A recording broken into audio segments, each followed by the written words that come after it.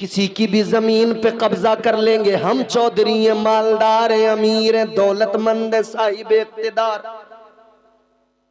बोलो ऐसा होता है कि नहीं मुआशरे में हमारे? मैं पूरे मुल्क की बात कर रहा हूं। मैंने बड़े बड़े सरमायादार देखे हैं, गरीबों की जमीनों पे डाका मार लेते, कब्जा कर लेते। गरीबों की जमीनों पे कब्जा करने वालों, याद रखो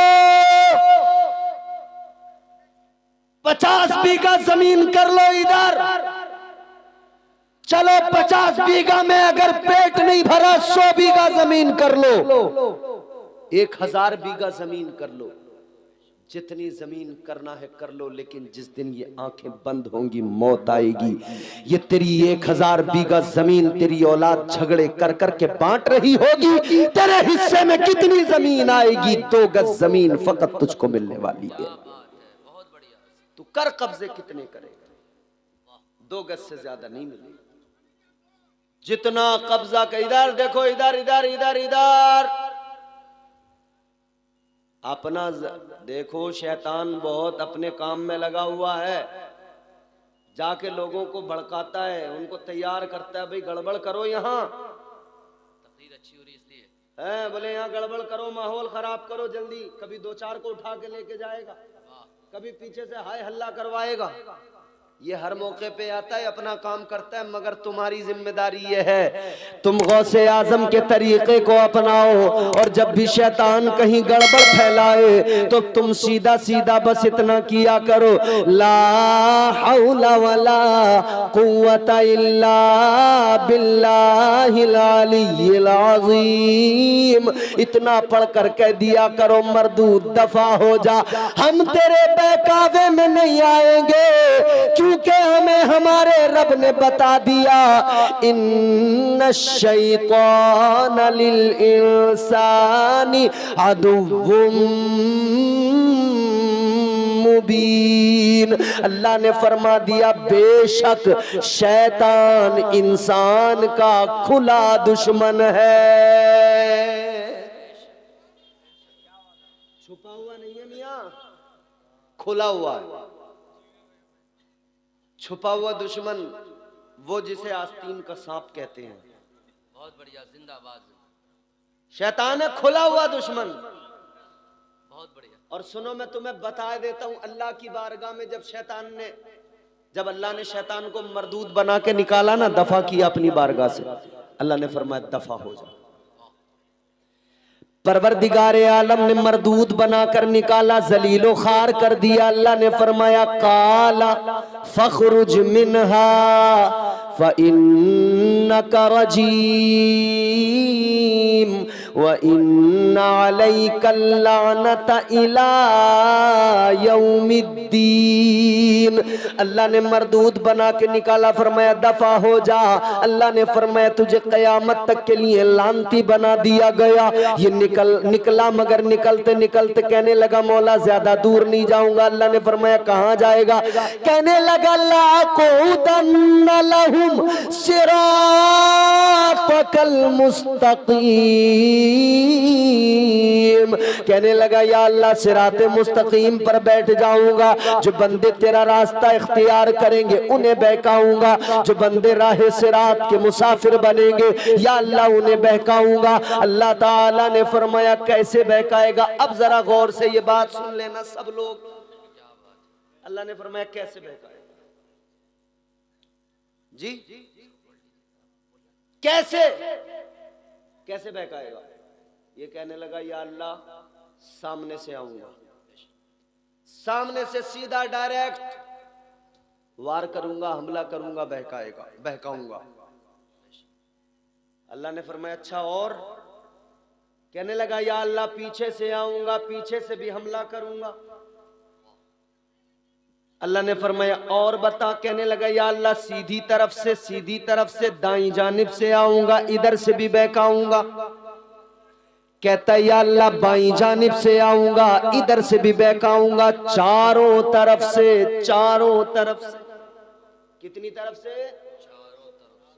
सामने वालों जोर से बोलो, कितनी तरफ से? चारों तरफ से, चारों साइड। कहता है अल्लाह चारों तरफ से आऊंगा, चारों तरफ से बहकाऊंगा। अब सुनो जरा, दिल खुश हो जाएगा, खुदा की कसम ईमान ताजा हो जाएगा। कहता है चारों तरफ से। अल्लाह ने फरमाया अच्छा, चार समतों का तूने इंतखाब किया, चार साइडों को तूने चुना। अल्लाह ने फरमाया सुन ओ मर्दूद, ओ शैतान सुन, अब जुमला सुनोगे मचल उठोगे। अल्लाह ने फरमाया सुन ले, चार तरफ से तू आएगा, तूने चार समतों को चुना, मगर दो साइडों को, दो समतों को छोड़ दिया। तूने ऊपर वाली समत को छोड़ दिया, नीचे वाली समत को छोड़ दिया। अल्लाह ने फरमाया तो सुन ले, चार साइडें तेरी और दो मेरी। तू चार तरफ से बंदों को बहकाएगा, मैं दो तरफ से बंदों पे करम करता जाऊंगा। अल्लाह ताला ने फरमाया तू जब आएगा चारों तरफ से बहकाएगा, अगर मेरा बंदा बहक जाएगा, अगरचे वो गुनाह कर लेगा, लेकिन फिर उसकी जिंदगी में एक दिन ऐसा आएगा, ऐसा से नदामत बेदार होगा, फिर वो मेरी बारगाह में रोता हुआ आएगा, मेरी बारगाह में आकर रो के कहेगा या अल्लाह जुर्म हो गए, या अल्लाह खताएं हो गई, या अल्लाह मैं मुजरिम हूँ, या अल्लाह गुनाहों को मुआफ कर दे। परवरदिगार ने फरमाया ओ मर्दूद ओ शैतान, जब वो मेरी बारगाह में नदामत के दो आंसू लेकर आएगा और यूं ऊपर को हाथ उठा के कहेगा या अल्लाह मुझे मुआफ कर दे, अल्लाह फरमाता है मैं ऊपर से करम करूंगा, अपने बंदों के सारे गुनाहों को मुआफ कर दूंगा।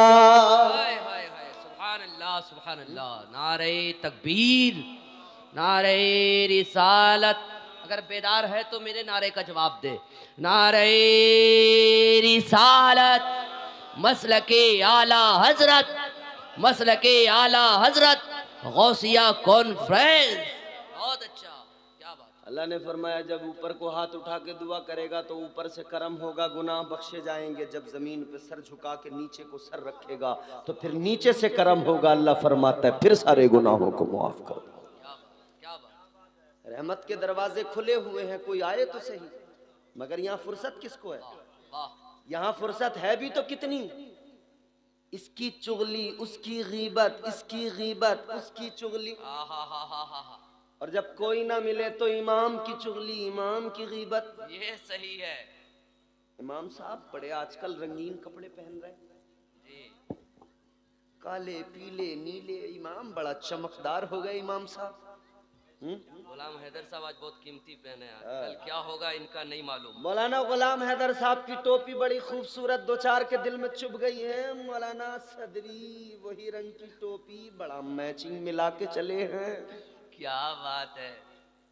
तेरी बीवी ने दुपट्टे से लेकर सूट तक का मैचिंग मिलाया, तुझे जरा सा ख्याल ना आया। बाजारों में भागती रही, सर से दुपट्टा हट गया, तुझे जरा सा ख्याल नहीं आया। इमाम ने सदरी टोपी का मैच मिलाया तो तेरे दिल को तकलीफ पहुंच गई। वाह रे मुसलमान, हाय हाय हाय हाय हाय। वाह वाह। एक बात ईमानदारी से बताओ मुझे, आप पूरी दुनिया को अपने मोबाइल पे देख रहे हो, सही बात। देखते हो कि नहीं? रशिया का सदर, क्या नाम है उसका, पुतिन, आपने उसका देखा कैसा प्रोटोकॉल है? जब निकलता है कालीन, रेड कारपेट बिछा दी जाती है। अमेरिका का सदर, अब तो फिर से वही आ गया, ट्रम्प। रेड कारपेट बिछा दी गई, ट्रम्प साहब आ रहे हैं। लेकिन इसके आगे की कहानी सुनो। ए बाबू इधर देखो, इधर। इसके आगे की कहानी ये है, ये तो उनके सियासी पेशवाओं का प्रोटोकॉल है, मगर जब उनके पादरी निकलते हैं उनका प्रोटोकॉल भी अलग होता है। जब उनके मजहबी पोप निकलते हैं उनका प्रोटोकॉल ऐसा होता है कि अगर सीरिया का पादरी निकला है तो सीरिया का सदर भी लाइन में खड़ा हो जाता है। अमेरिका का अगर पॉप निकला है तो अमेरिका का सदर भी लाइन में खड़ा हो जाता है। मगर वाह मुसलमान, तू दुनिया को देखता है, तेरी अक्ल होश में नहीं आती, तेरा दिमाग होश में नहीं आता। दुनिया के बड़े बड़े ताकतवर लोग इसलिए इख्तिदार पर अभी तक काबिज है, इसलिए ताकत उनके पास है कि वो अपने मजहबी पेशवाओं का एहतराम करते हैं, अपने मजहबी रहनुमाओं की कदर करते हैं। मगर मुसलमान, जब से तूने अपने इमाम को बेइज्जत किया, सारी दुनिया में तेरी बेइज्जती हो गई। जब से तूने अपने मदरसे के मुदर्रिस को बेइज्जत किया, रुस्वा किया, गाली दिया, तब से तू दुनिया भर में गालियां सुन रहा है। तब से इस्लामोफोबिया का ट्रेंड चल पड़ा, सारी दुनिया मुसलमान तुझे गालियां देने लगी। ए मुसलमान, याद रख ले, अपनी तारीख पलट कर देख ले, याद रखना, तू कहता है मैं बहुत बड़ा सियासी रहनुमा बन गया, याद रखना इनकलाब जब भी आया है उसी सूरत में आया है जबकि इन कुरान पढ़ने वालों ने इस्लाम का अलम उठाया है, इन कुरान पढ़ने वालों ने इस्लाम के परचम को बुलंद किया है। मुझे ईमानदारी से बता, बैतुल मुकद्दस को फतह करने वाला सुल्तान सलाहुद्दीन अय्यूबी कोई लफंगा आवारा नहीं था, मुस्तफा का गुलाम, रात दिन कुरान का पढ़ने वाला, कुरान का कारी था। नारे तकबीर, नारे रिसालत। इमाम की जब बात आई तो एक शेर जहन में आया कि गर्ज कोई छुपा है एहतराम के पीछे, जरूर कोई मकसद है सलाम के पीछे। आप अपने घर में होंगे करोड़पति, मगर नमाज पढ़नी पड़ेगी इन्हीं इमाम के पीछे, नमाज पढ़नी पड़ेगी। बड़ी अच्छी तकरीर हो रही है, जिंदाबाद जिंदाबाद।